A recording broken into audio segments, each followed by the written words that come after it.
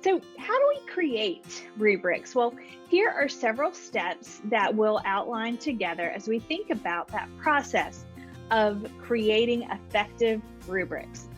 First, it's helpful to identify how and where that rubric will be used. Are you going to use it for a summative exam on something that is graded and very important to the student's performance and grade? Or will it be formative? Maybe you're using it to give them some early feedback on a paper or project. Also, is it going to be task specific or general? So are you going to create a rubric that is very specific to one particular learning activity, or is it more general, like creativity, writing, critical thinking? Then you want to articulate clear learning goals for the assignment that you're going to assess, and you explicate them into traits. So when we looked at that example from the rubric, you could see the traits going down the rows. So we're going to say, okay, I'm interested in looking at their critical thinking ability. What are some traits that match up with critical thinking? With creativity, what are those traits that are linked to creativity?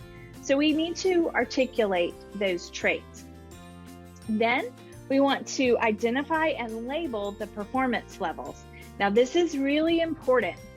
We want to label them, not just number them. So remember on the creativity example, we went from imitative to very creative. So we want to use some words there. We might use words like exceeds standards, meets standards, approaches standards, below standards, or excellent, very good, adequate, needs attention. So we want to add those labels for each trait, and then we create descriptions for each box in the matrix. So each of those traits at each performance level, we want to describe what it looks like. When we're doing that, we want to specify observable behaviors. So we want to be sure that they're things that we can actually see and observe. Action verbs, not do they know something, but what did they do? And we want to start, this is just a tip, if you start with the minimal level first, then build up to the most excellent, but start with the lowest and then build from there. Also, another little tip for you is to use parallel language across the performance areas.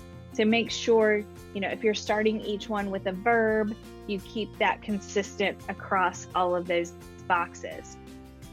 And then the next step is really important. As you develop the rubric and review it, you will want to really get other people to look at it, think about it, go back to it, and even test it and revise it.